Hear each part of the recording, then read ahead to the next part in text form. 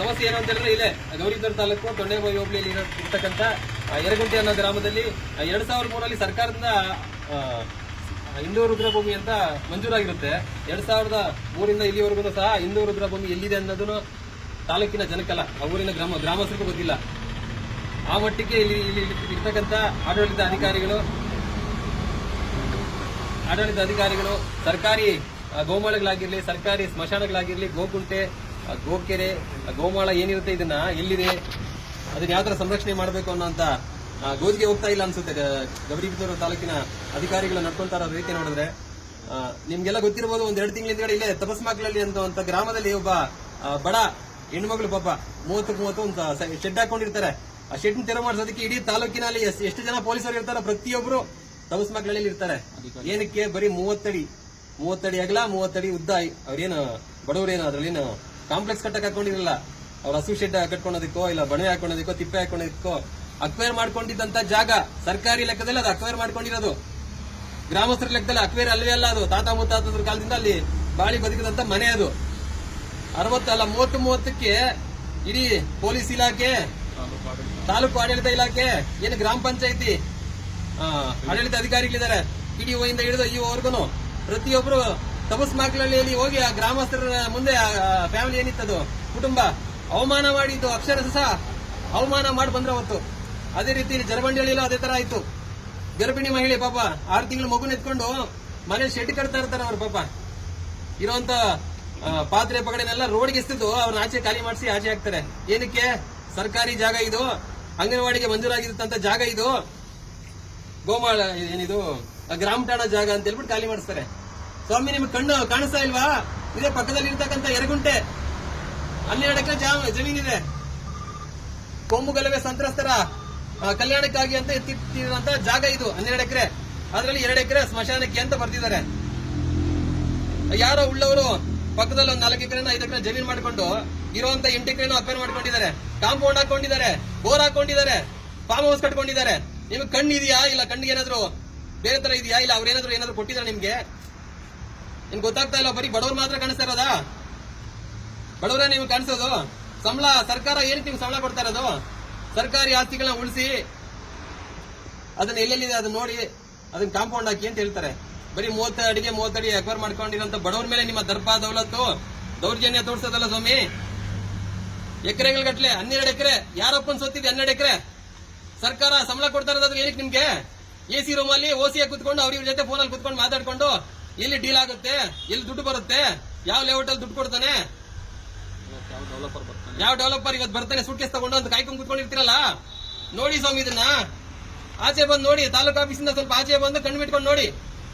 ಇದೇ KRS ಪಕ್ಷದ ನಾವೆಲ್ಲ ನಿಯೋಗ ಹೋಗಿ ಡಿಸೆಂಬರ್ 23ನೇ ತಾರೀಕು ತಹಶೀಲ್ದಾರ್ ಕಚೇರಿಗೆ ಒಂದು ಅರ್ಧ ಗಂಟೆ ಕಾಯ್ಕೊಂಡು ನೀವು ಬರೋದನ್ನ ಕಾಯ್ಕೊಂಡಿದ್ದು ಪತ್ರ ಕೊಟ್ಟು ಬಂದ್ವಿ 23ನೇ ತಾರೀಕು. ಇವತ್ತಿಗೆ ಹೆಚ್ಚು ಕಮ್ಮಿ 4 ತಿಂಗಳು ಆಗೇ ಹೋಯ್ತು. ಇವತ್ತು 25 ಅಲ್ಲ 27. 4 ತಿಂಗಳ ಮೇಲೆ 4 ದಿನ ಆಗಿದೆ. ಇಲ್ಲಿವರೆಗೂ ಏನಾದ್ರು ಕ್ರಮ ತಗೊಂಡಿದ್ದೀರಾ? ಶಾಸಕರು ಹೇಳಿದ್ರೆ ಮಾತ್ರ ಕ್ರಮ ತಗೊಂತೀವಿ ಅಂತ ಒಂದು ಬೋರ್ಡ್ ಹಾಕೊಂಡ್ಬಿಡಿ ಹೋಗ್ಲಿ. ಶಾಸಕರ ಚೇಲಾಗಳು ಬೆಂಬಲಿಗರು ಹೇಳಿದ್ರೆ ಮಾತ್ರ ಕೆಲಸ ಮಾಡ್ತೀವಿ, ನೀವ್ ಯಾರಾದ್ರೂ ಬಂದ್ರೆ ಕೆಲಸ ಅದನ್ನು ಹೇಳಿದಾರಂತೆ. KRS ಅವರು ಬಂದ್ರೆ ಕೆಲಸ ಮಾಡ್ಕೊಡ್ಬೇಡಿ ಅಂತ ಹೇಳಿದ್ದಾರೆ. ಇದು ನ್ಯಾಯನಾ? KRS ಅವರು ಈ ತಾಲೂಕಿನವರಲ್ಲ, ಯಾವ್ದೋ ನಾಗಮಂಗಲದಿಂದ ಬಂದಂತ ಶಾಸಕರ ಚೇಲಾಗಳ ರೀತಿ ಕೆಲಸ ಮಾಡ್ತಾ ಇದ್ದೀರಾ ನೀವು. ಸರ್ಕಾರಿ ಅಧಿಕಾರಿಗೆ ನಾಲಾಯಕ್ ನೀವು, ಅನ್ಫಿಟ್ ನೀವು. ಸಂಬಳ ಕೊಡ್ತಾ ಇರೋದು ಗೌರಿಬಿದನೂರು ತಾಲೂಕಲ್ಲಿ ಕೆಲಸ ಮಾಡಿ ಅಂತ, ಎಲ್ಲಿಂದ ನಾವು ಬಂದಿರೋ ಅಂತ ಅವ್ನು ಕೊಡೋ ಎಂಜಲ್ ಕಾಸಿಗೆ ಕೈ ಒಟ್ಕೊಂಡು ಕೆಲಸ ಮಾಡಿ ಅಂತಲ್ಲ ನಿಮ್ಗೆ ಸರ್ಕಾರ ಸಂಬಳ ಕೊಡ್ತಾ ಇರೋದು. ಯರಗುಂಟೆ ಗ್ರಾಮದಲ್ಲಿ 2003 ಇವತ್ತಿಗೆ ಹೆಚ್ಚು ಕಮ್ಮಿ 23 ವರ್ಷ ಆಗಿದೆ. ಇಲ್ಲಿವರೆಗೂ ಸ್ಮಶಾನ ಇಲ್ಲ. ಯಾರಾದ್ರೂ ಸತ್ತಿರ ರೋಡ್ ಪಕ್ಕನೋ ಕೆರೆಯಲ್ಲೋ ಇಲ್ಲ ಹಳ್ಳದಲ್ಲೋ ಇಲ್ಲ ಸ್ವಂತ ಜಮೀನಲ್ಲಿ ಹಾಕೊಂತ ಇದಾರೆ. ಜಮೀನು ಎಲ್ದಿರೋರು ಎಲ್ಲ ಹಾಕೊಬೇಕು? ತಹಶೀಲ್ದಾರ್ ಕಚೇರಿ ತಗೊಂಡ್ ಹಾಕ್ಬೇಕೇನ್ರಿ? ತಾಲೂಕು ಆಡಳಿತ ಭವನದ ಮುಂದೆ ಹಾಕ್ಬೇಕಾ? ಎಲ್ಲ ಆಗ್ಬೇಕು? ಅದನ್ನಾದ್ರೂ ಹೇಳಿ ಹೋಗ್ಲಿ. ಸರ್ಕಾರನೇ ಮಂಜೂರು ಮಾಡಿದಂತ ಜಾಗ ಇದು 2 ಎಕರೆ ಅಂತ ಸ್ಮಶಾನಕ್ಕೆ. ಅದು ಸಾಲದಿಲ್ಲ, ಅದನ್ನು ತೋರಿಸಿ ಸ್ವಾಮಿ. ಅದನ್ನಾದ್ರೂ ಎಲ್ಲಿದೆ ಅಂತ ಗ್ರಾಮ ಪಂಚಾಯತಿಗೂ ಕಂಪ್ಲೇಂಟ್ ಮಾಡಿದ್ರೆ ಸ್ವಾಮಿ ನಮ್ಗೆ ಇನ್ನು ಇಲ್ಲಿವರೆಗೂ ತಹಶೀಲ್ದಾರ್ ಸಾಹೇಬರು ಬಂದು ನಮ್ಗೆ ಅಲಾಟೆ ಮಾಡ್ಕೊಟ್ಟಿಲ್ಲ, ಅದನ್ನ ತೋರಿಸಿಲ್ಲ, ನಮ್ಗೆ ಸರ್ವೆ ಮಾಡಿಸಿಲ್ಲ ಅಂತ ಹೇಳ್ತಾರೆ. ನೀವೇನ್ ಮಾಡ್ತಾ ಇದ್ದೀರಾ? ಹಿಂದೆ ಇದ್ದಂತ ತಹಶೀಲ್ದಾರ್ ಮಾಡಿಲ್ಲ, ನಾನು ಮಾಡ್ಕೊಡ್ತೀನಿ ಅಂತ ಹೇಳಿದ್ರಿ. ನೀವು ಬಂದು ಎಷ್ಟು ದಿನ ಆಯ್ತು? 6 ತಿಂಗಳಾಗಿದೆ ತಾಲೂಕಿಗೆ ಬಂದು. ಏನ್ ದಬ್ಬ ಹಾಕಿದ್ದೀರಾ ನೀವು? ಸರ್ಕಾರಿ ಆಸ್ತಿನೇ ಉಳ್ಸಕ್ ನಿಮ್ಗೆ ಯೋಗ್ಯತೆ ಇಲ್ಲ ಅಂತ ಹೇಳಿದ್ರೆ ನೀವು ಇದೇನ್ ಪ್ರಯತ್ನ? ಮತ್ತೇನ್ ಮಾಡ್ತಾ ಇದ್ದೀರಾ? ಬರೀ ರೆಸಾರ್ಟು, ಗೌರಿಬಿದನೂರು ಸುತ್ತಮುತ್ತ ನಡೀತಾ ಇರ್ತಕ್ಕಂಥ ಲೇಔಟ್, ಇಷ್ಟೇನಾ ನಿಮ್ಮ ಆಡಳಿತ ಸುಪರ್ದಿಗೆ ಬರುವಂತದ್ದು? ಗ್ರಾಮಾಂತರದಲ್ಲಿ ಏನ್ ಮಾಡ್ಬೇಕು ಮತ್ತೆ? ನಿಮ್ಮ ಆರೋಗ್ಯ ಮಹಾಶಯಕ್ಕೆ ಇದಾರೆ, ಮೂರ್ ದಿನಕ್ಕೆ ಹುಷಾರಿಲ್ಲ, ನಂಗೆ ಅದು ನೋವು ಇದು ನೋವು, ಸರ್ವೇರ್ ಬಂದಿಲ್ಲ. ಏನ್ರಿ ಮಾಡ್ತಾ ಇದ್ದೀರಾ ತಾಲೂಕಲ್ಲಿ? ನಿಮ್ಮಂತವ್ರನ್ನೆಲ್ಲ ಕಟ್ಕೊಂಡು ನಾವೇನ್ ಮಾಡ್ಬೇಕು? ಒಂದು ನಿಮಿಷ ತಹಶೀಲ್ದಾರ್ ಫೋನ್ ಮಾಡ್ತೀನಿ. ಇಲ್ಲಿವರೆಗೂ ಮಾಡಿದೀವಿ, ರಿಸೀವ್ ಮಾಡ್ತಾ ಇಲ್ಲ. ನಿಮ್ಮ ಲೈವ್ ಅಲ್ಲೇ ತಹಶೀಲ್ದಾರ್ ಅವ್ರಿಗೆ ಫೋನ್ ಮಾಡ್ತೀನಿ, ರಿಸೀವ್ ಮಾಡ್ತಾರೆ ನೋಡೋಣ.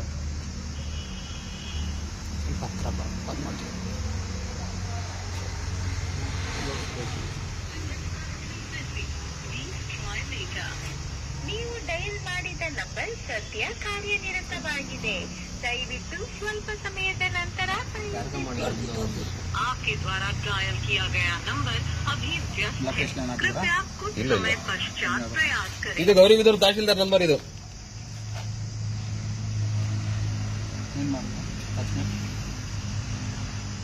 9632920692. ಇದು ತಹಶೀಲ್ದಾರ್ ಅವರ ಅಧಿಕೃತ ಸಂಖ್ಯೆ. ಇದು ಕಾರ್ಯನಿರತವಾಗಿದೆ.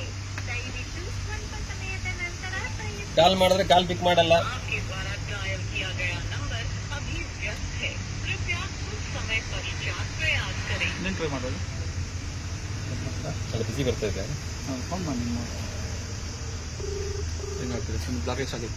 ಬ್ಲಾಕ್ ಲಿಸ್ಟ್ ಎಲ್ಲ ಇಟ್ಕೊಂಡಿದ್ದಾರೆ. ನ್ಯಾಯ ಕೇಳಿದ್ರೆ ಬ್ಲಾಕ್ ಲಿಸ್ಟ್. ಇಲ್ಲಿ ಎತ್ತಿಲ್ಲ ಅಂದ್ರೆ ಉಳುಕಲ್ಲೇ ಇದೆ, ತಹಶೀಲ್ದಾರ್ ಹತ್ರನೇ ಉಳುಕಿದೆ. ಯಾರು ಕೇಳಿದ್ರು ರಿಸೀವ್ ಮಾಡಲ್ಲ, ಅಟೆಂಡ್ ಮಾಡಿಲ್ಲ. ಶಾಸಕರು ಜೇಲಾಗಲು ಮಾಡಿದ್ರೆ ಇಮ್ಮಿಡಿಯೇಟ್ ಫೋನ್ ಮಾಡೋದೇನು? ಇಲ್ಲ ಮಿಸ್ ಕಾಲ್ ಕೊಟ್ರೆ ಮಿಸ್ ಕಾಲ್, ಸರ್ ಫೋನ್ ಬಂದಿತ್ತು ನಿಮ್ ಕಡೆಯಿಂದ, ಏನ್ ಸಮಸ್ಯೆ ನಿಮ್ದು? ಹುಡ್ಕೊಂಬಂದ್ ಮನೆ ಹತ್ರ ಕೆಲಸ ಮಾಡ್ಕೊಡೋದೇನು? ಒಂದಿನ ದಿನದಲ್ಲಿ ಪ್ರತಿಯೊಂದು ಸಾಕ್ಷಿ ಸಮೇತ ಹುಡ್ಕೊಡ್ತೀವಿ ನಿಮ್ಗೆ. ಕರೆಕ್ಟಾಗಿ ಕೆಲಸ ಮಾಡಂಗಿದ್ರೆ ಕೆಲಸ ಮಾಡಿಲ್ಲ ಅಂದ್ರೆ ಟ್ರಾನ್ಸ್ಫರ್ ಮಾಡ್ಕೊಂಡು ಹೋಗ್ತಾ ಇರಿ. ನಿಮ್ಗೆ ಎಲ್ಲಿಗೆ ಈಸಿ ಆಗುತ್ತೋ ಅಲ್ಲಿಗೆ. ದಯವಿಟ್ಟು ಇಂಥ ತಹಶೀಲ್ದಾರ್ ಆಗ್ಲಿ, ಇಂಥ ಏನು ಕಂದಾಯ ಇಲಾಖೆ ಅಧಿಕಾರಿಗಳು ನಮ್ಮ ತಾಲೂಕು ಬೇಡ ಸ್ವಾಮಿ, ಸಾಕಾಗಿದೆ ನಿಮ್ಮಿಂದ. ನೋಡಿ, ನಾವೇನ್ ಕೇಳ್ತಾ ಇರೋದು ನಮ್ಮ ಮನೆ ಆಸ್ತಿ ಅಲ್ಲ. ನಮ್ಗೆ ಇಲ್ಲಿ ಬಂದಿರೋ ಅಂತವ್ರು ಯಾರಿಗೂ ಮನೆಗೆ ಅಥವಾ ಜಮೀನ್ ಮಾಡ್ಕೊಡಿ ಅಥವಾ ಒಂದು ಸೈಟ್ ಮಾಡ್ಕೊಡಿ ಅಥವಾ ಏನೋ ಒಂದು ನಮಗೆ ಮಾಡ್ಕೊಡಿ ಅಂತ ಹೇಳ್ಬಿಟ್ಟು ಯಾರು ವೈಯಕ್ತಿಕವಾಗಿ ಕೇಳ್ತಾ ಇಲ್ಲ. ಇಲ್ಲಿ ಸಾರ್ವಜನಿಕರಿಗೆ ಅದು ಆ ಊರಿಗೆ ಒಂದು ಸ್ಮಶಾನ ಕೇಳ್ತಾ ಇದ್ದೀವಿ. ಆ ಸ್ಮಶಾನ ಸರ್ಕಾರವೇ ಕೊಟ್ಟರು ನೀವು ಕೊಡ್ತಾ ಇಲ್ಲ ಅಂದ್ರೆ ಏನ್ ಅರ್ಥ ಇದ್ರದ್ದು? 4-5 ತಿಂಗಳಾಯ್ತು. ನಾವು ಕೇಳಲ್ಲ ಸ್ವಾಮಿ, ನೀವು ಮಾಡ್ಬಿಡಿ ಕೆಲಸನ. ನಾವು ಲೈವ್ಗೆ ಬರಲ್ಲ, ನಾವು ಹೇಳೋದೇ ಇಲ್ಲ. ನಾವು ಕೇಳಿರ್ತಾವೆ ನಿಮ್ ತಪ್ಪು. ನಾವೇನೋ ಹೇಳ್ಬಿಟ್ರೆ ಅವರು ಯಾರೋ ವಿರೋಧಿಗಳು, ಶಾಸಕರ ವಿರೋಧಿಗಳು ಅಂತ ಹೇಳ್ತೀರಾ, ಆ ಸಂಘಟನೆ ವಿರೋಧಿಗಳು ಅಂತ ಹೇಳ್ತೀರಾ ನೀವು. ಯಾರು ವಿರೋಧಿ? ನಾವು ಯಾರಿಗೋಸ್ಕರ ಕೇಳ್ತಾ ಇದ್ದೀವಿ? ಇವತ್ತು ಸರ್ಕಾರಿ ಭೂಮಿಯನ್ನ ಉಳಿಸ್ಕೊಡಿ ಅಂತ ಹೇಳ್ತಾ ಇದ್ದೀವಿ.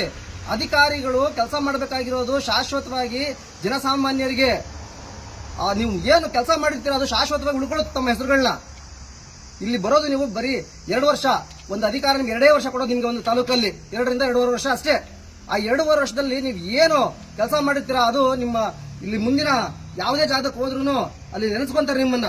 ಅಂತಹ ತಹಸೀಲ್ದಾರ್ ಇದ್ರು, ಇಂತಹ ಅಧಿಕಾರಿಗಳಿದ್ರು, ಈ ತರ ಕೆಲಸ ಮಾಡ್ಬಿಟ್ಟು ಹೋದ್ರು ಅಂತ ಹೇಳ್ಬಿಟ್ಟು 4 ತಿಂಗಳಾಯ್ತು ಒಂದು ಸ್ಮಶಾನ ತೆರವು ಮಾಡ್ಕೊಡ್ಲಿಲ್ಲ ಅಥವಾ ಗುರುತಿಸ್ಕೊಡ್ಲಿಲ್ಲ ಅಂತಂದ್ರೆ ಏನ್ ಯಾರು ಕೇಳ್ಬೇಕು? ನಾವು ಹೇಳ್ಬಿಡಿ ಹೋಗ್ಲಿ, ನಮಗೆ ಕೇಳಬೇಡಿ ಏನು ಅಂತ ಹೇಳ್ಬಿಟ್ಟು ನಾವು ಕೇಳೋದಿಕ್ಕೆ ಬರೋದಿಲ್ಲ. ಒಟ್ಟು ತಾಲೂಕಲ್ಲಿ ಅಧಿಕಾರಿಗಳು ಇಲ್ಲಿ ಯಾರಿದ್ದಾರೆ ಆಡಳಿತದಲ್ಲಿ ಅವ್ರ ಮಾತ್ರ ನಡೆಯುತ್ತೆ. ಬಡ ಸಾಮಾನ್ಯ ಜನರಿಗೆ ಏನು ಕೇಳಕ್ಕೆ ಬರಬಾರ್ದು. ಲಾಸ್ಟ್ ಟೈಮ್ ನಾವು ಯುವ ಆಫೀಸ್ ಹತ್ರ ನೋಡಿದ್ರಿ, ಯಾವ್ದೋ ಅಜ್ಜಿ, ಗನ್ಸಂದ್ರದ ಅಜ್ಜಿ, ಆ ಮನೆ ಇಲ್ಲ, ಒಬ್ಬರೇ ಇರೋದು ಬಾಬಾ. ಅವರು ಒಬ್ರೇ. ಅವ್ರು ಹೇಳ್ತಾರಂತೆ ಅವರು ಅಲ್ಲಿ ಹೋದ್ರೆ ನಿನ್ಗೆ ಜೈಲು ಹಾಕ್ಸ್ಬಿಡ್ತೀನಿ ಅಂತ ಹೇಳ್ತಾರಂತೆ ಪಂಚಾಯತಿ ಅವರು, ಪಿಡಿಒ ಅವರು. ಎಲ್ಲಿದೆ ಹಂಗಾರೆ ಅಧಿಕಾರ? ಅರೆ ಬಲಿಷ್ಠರಿಗೆ ಮಾತ್ರ ಅಧಿಕಾರನಾ? ಹಣವಂತರಿಗೆ ಮಾತ್ರ ಅಧಿಕಾರನಾ? ನೋಡಿ, ಇದನ್ನ ನೀವು ಗಮನ ಇಟ್ಕೊಳ್ಳಿ. ಒಂದಲ್ಲ ಒಂದಿನ ನಮ್ಮ KRS ಪಕ್ಷ ಅಧಿಕಾರಕ್ಕೆ ಬಂದೇ ಬರುತ್ತೆ. ಇದನ್ನೆಲ್ಲ ಕಡಿವಾಣ ಹಾಕ್ತೀವಿ. ನೀವು ತಿದ್ದಿ, ನೀವೇನ್ ಮಾಡ್ತಾ ಇದ್ರೆ ಕೆಲಸ ತಿದ್ಬಿಟ್ಟು ಜನಸಾಮಾನ್ಯರಿಗೆ ಒಳ್ಳೆ ಕೆಲಸ ಮಾಡಿದ್ರೆ ಮಾತ್ರ ಉಳಿಗಾಲ ಇರುತ್ತೆ ಮುಂದಿನ ದಿನದಲ್ಲಿ ನಿಮ್ಗೆ. ಬರೀ ತಾಲೂಕು ಆಡಳಿತ ಅಲ್ಲ, ಗೌರಿಬಿದನೂರಲ್ಲಿರುವಂತಹ ಎಲ್ಲ ಅಧಿಕಾರಿಗಳಿಗೂ ನಾವು ಇದೊಂದು ನೇರ ಸವಾಲನ್ನ ಹಾಕ್ತಾ ಇದ್ದೀವಿ. ನೀವು ಮಾಡ್ಬೇಕಾದ್ರೆ ಸಾರ್ವಜನಿಕರಿಗೆ ಹೊರತು ಯಾವುದೇ ಒಂದು ಲೀಡರ್ಸ್ಗಲ್ಲ ಅಥವಾ ಯಾವುದೋ ಒಂದು ಶಾಸಕರದ ಹಿಂಬಾಲಕರಿಗಲ್ಲ. ನಿಮ್ಮ ಕೆಲಸ ಮಾಡಕ್ ಆಗಲ್ಲ, ದಯವಿಟ್ಟು ಹೋಗಿ ಇನ್ನೊಂದು ಆಫೀಸ್ಗೆ ಹೋಗ್ತೀರಾ ನೀವು, ಬೇರೆ ಎಲ್ಲೂ ಹೋಗಲ್ಲ. ನೀವು ಎಷ್ಟು ದಿನ ಅಂತ ಇರ್ತೀರಾ? ನೀವು ನೋಡ್ಬೋದು, ಅಲ್ಲಿ ಯಾವುದೋ ಒಂದು ದಾವಣಗೆರೆಯಲ್ಲಿ ಮಾಜಿ ಸಚಿವರಿಗೆ ಯಾವ ರೀತಿಯ ಶಿಕ್ಷೆ ಆಯಿತು, ಅವ್ರು ಸಪೋರ್ಟ್ ಮಾಡಿದ್ದಕ್ಕೆ ಶಾಸಕರು ಸಪೋರ್ಟ್ ಮಾಡಿ ಪೊಲೀಸರು ಯಾರು ಜೈಲು ಶಿಕ್ಷೆ ಅನುಭವಿಸಿದ್ರು ಅಂತ ನೋಡ್ಬೋದು ನೀವು. ಸತ್ಯ ಯಾವತ್ತಿದ್ರೂ ಹೊರಗಡೆ ಬಂದೇ ಬರುತ್ತೆ. ಹಾಗಾಗಿ ನೀವು ಮಾಡುವಂತ ಕೆಲಸಗಳು ನಿಯತ್ತಿಂದ ಸಾರ್ವಜನಿಕರಿಗೆ ಅನುಕೂಲ ಆಗೋ ಕೆಲಸ ಮಾಡಿ. ಇಲ್ಲ ಅಂದ್ರೆ ಮುಂದಿನ ದಿನದಲ್ಲಿ ಖಂಡಿತವಾಗ್ಲೂ ನೀವು ಕಾನೂನು ಪ್ರಕಾರ ನೀವು ಶಿಕ್ಷೆ ಅನುಭವಿಸ್ತೀರಾ. ಅಲ್ಲ, ಎಷ್ಟೋ ಗ್ರಾಮಗಳಲ್ಲಿ ಸರ್ಕಾರಿ ಜಾಗನೇ ಇರೋದಿಲ್ಲ, ಸರ್ಕಾರಿ ಜಾಗ ಇಲ್ಲ, ಅಲ್ಲಿ ಸ್ಮಶಾನ ಮಾಡೋದಕ್ಕಾಗೋದಿಲ್ಲ, ಸ್ಕೂಲ್ ಆಗೋದಿಲ್ಲ, ಹಾಸ್ಪಿಟಲ್ ಕಟ್ಟೋದಕ್ಕೆ ಜಾಗ ಇಲ್ಲ ಅಂತ ಹೇಳ್ತಾರೆ. ಈ ಊರಲ್ಲಿ ಜಾಗ ಇದೆಯಲ್ಲ, ಜಿಲ್ಲಾಧಿಕಾರಿಗಳೇ ಮಂಜೂರು ಮಾಡಿದ್ದಾರೆ 2003 ತೆರವು ಮಾಡಿಸೋದಕ್ಕೆ ಏನ್ ನಿಮ್ಗೆ ದೊಡ್ಡ ರೋಗ? ತೆರವು ಮಾಡಿಸಿ ಯಾವನ ಬೆಂಗಳೂರಿಂದ ಬಂದ್ಬಿಟ್ಟು ಇಲ್ಲಿ ಬಂಡವಾಳ ಹಾಕ್ಬಿಟ್ಟು 4 ಎಕರೆ ತಗೊಂಡ್ಬಿಟ್ಟು ಪಕ್ಕದಲ್ಲಿರೋ 4 ಎಕರೆನ ಹೊಡ್ಕೊಂಡ್ಬಿಟ್ಟಿದ್ದಾರೆ. ಸ್ಮಶಾನ ಬಿಟ್ಟಿಲ್ಲಲ್ಲ ಸ್ವಾಮಿ ನಿಮ್ಮಂತ ನಿಮ್ಮಂತ ಅಧಿಕಾರಿಗಳಿಂದ. ಇನ್ನು ಯಾವ ಮಟ್ಟಕ್ಕೆ ನೀವು ಉಳ್ಳವರಿಗೆ ಇದ್ ಮಾಡ್ತಾ ಇದೀರ ಅನ್ನೋದು ಅರ್ಥ ಆಗ್ತಾ ಇಲ್ಲ. ಯಕ್ಷ ಪ್ರಶ್ನೆ ಆಗಿದೆ. ದಯವಿಟ್ಟು ಮಾನ್ಯ ಗೌರಿಬಿದನೂರು ತಹಶೀಲ್ದಾರ್ ಅವ್ರಿಗೆ ನೇರವಾಗಿ ನಿಮ್ಗೆ ಹೇಳ್ತಾ ಇದ್ದೀನಿ, ಬರೋ ತಿಂಗಳು ಮೇ 10ನೇ ತಾರೀಕು ಒಳಗಡೆ ನೀವು ಅದನ್ನೇನಿದೆಯಾ ತೆರವು ಮಾಡಿಸಿದ್ರೆ ಸರಿ, ಇಲ್ಲ ಅಂತಂದ್ರೆ ನಿಮ್ ಕಚೇರಿ ಮುಂದೆ ನಾವು ಧರಣಿ ಕೂತ್ಕೊಳ್ಳೋದಂತ ಪಕ್ಕ ಸ್ವಾಮಿ.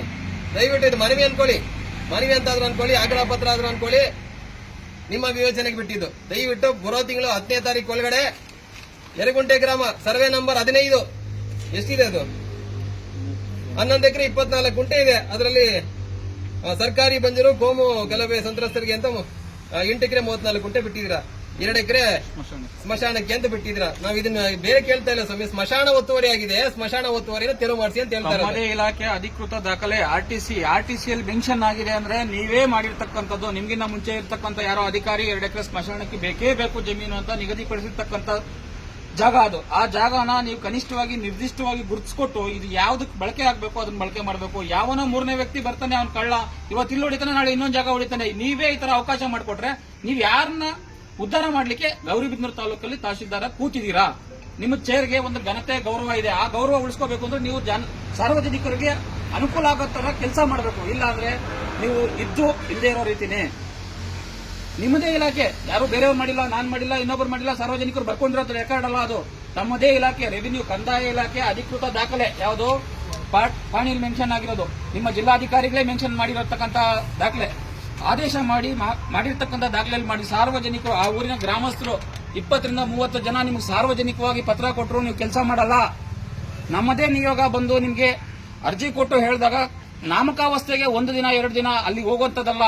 ಅದು ಹೋಗಿ ನಿಮ್ಮದೇ ಇಲಾಖೆ ಅಧೀನದಲ್ಲಿ ಬರ್ತಕ್ಕಂಥ ಸರ್ವೆ ಇಲಾಖೆ ಇದೆ, ಸರ್ವೆ ಇಲಾಖೆಯಿಂದ ಇದು ಎಷ್ಟು ಜಾಗ ಇದೆ ಅಂತ ಗುರುತಿಸ್ಕೊಳ್ಳೋಕೆ ಕನಿಷ್ಠ ಸೌಜನ್ಯ ಇರತಕ್ಕಂಥ ತಹಶೀಲ್ದಾರ ನೀವು.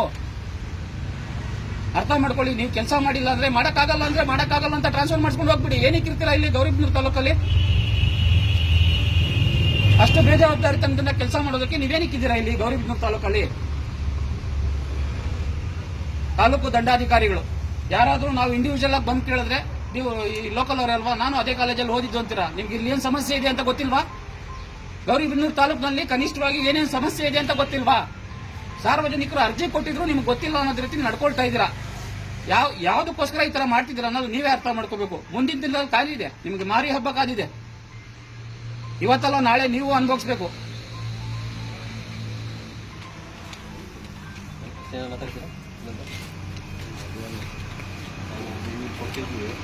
ಕನಿಷ್ಠ ದೂರವಾಣಿ ಸಂಖ್ಯೆ ನಾನ್ ಮಾಡಿದ್ರೆ ಬ್ಲಾಕ್ ಲಿಸ್ಟ್ ಹಾಕಿದ್ದೀರಾ?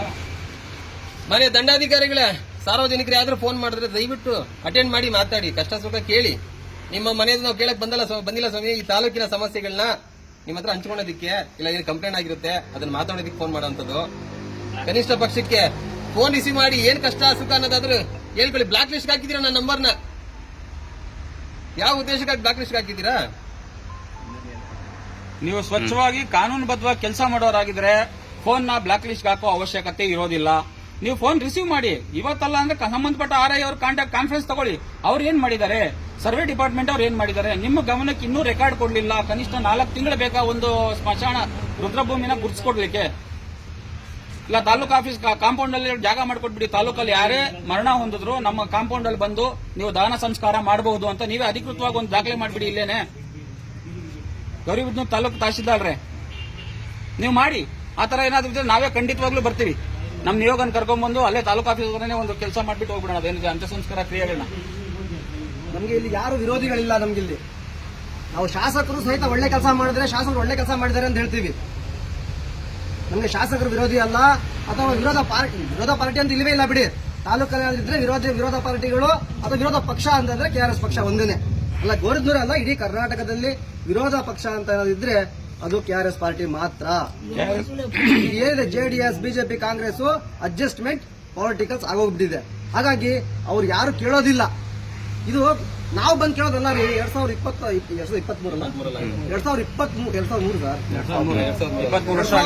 ಅಂದ್ರೆ 23 ವರ್ಷ ಯಾರು ಕೇಳ್ತಾ ಇಲ್ಲ ಅಂದ್ರೆ ಅಲ್ಲಿ ಅಧಿಕಾರಿಗಳು, ಇದ್ರ ಅರ್ಥ ಏನು ಅಂದ್ರೆ ನಾವು ಜನಸಾಮಾನ್ಯರು ಹಾಗೆ ಇದ್ದೀವಿ.